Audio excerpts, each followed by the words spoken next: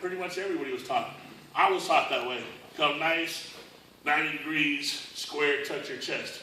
Which is great. You get away with it in high school, and I think it just comes down to, when I say this, I'm trying to speak in general terms, I think it just comes down to a mass and a number game, meaning it works for the masses, because the average person, given if you're an average, they'll just say 185 to 200 pound male, you work out through high school, college or whatever, you just go to the gym in your spare time. Most people are going to get eventually to probably a 300, 315 bench. And I felt, all the way up until I started going heavier over 315 or 400 consistently, I never really felt a problem with the 90 degrees. I think it's because, I don't know, but there's probably a scientific study out there somewhere that after 400 pounds, the leverage and the torque and everything really starts to take its toll. Because that's where I started to feel it. And then, by just learning from other people as I started getting more to the sport, and I started to watch people and learn from people, the biggest thing, the older guys have taught me said is, you got to learn to start tucking. You got to learn to start tucking your elbows in so you have more drive. And what I mean by that is, everybody's kind of taught to come out here at 90 degrees. The thing about why I do so much incline is because incline, you're coming at an angle where, and a lot of people say, I don't do a lot of incline. What's the number one reason people say they don't do incline? Because it hurts my shoulders. Which is great. It's actually a really good thing, because if it's hurting your shoulders, it's just reinforcing that your technique on the flat bench is wrong.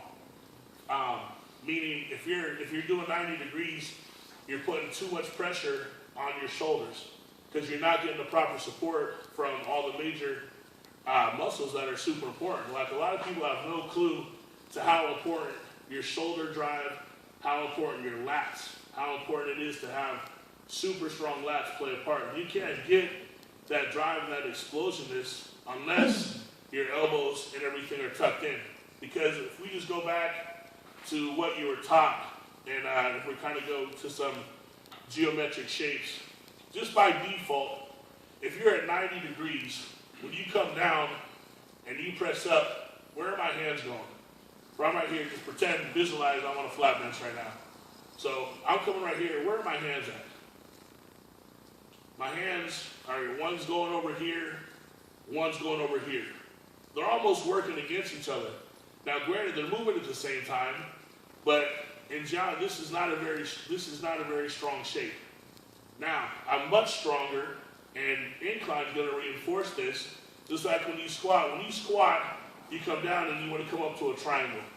Pretty much all things in geometry, a triangle is probably one of the most strongest shapes or objects that you can have.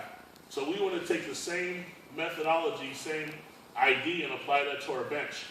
So if I get away from the notion that I have to be at 90 degrees, and I can now bring my hands in maybe just a little bit, but keep my elbows tucked during the lift, now when I come, look at the difference in my hand placement.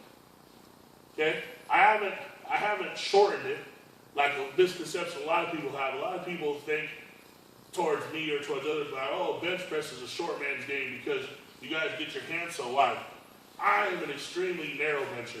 My bench is almost here, or probably in here, more than it's ever out here. And the reason is because I've learned to tuck my shoulders, tuck my elbows, and I'm getting all my drive to come together right here.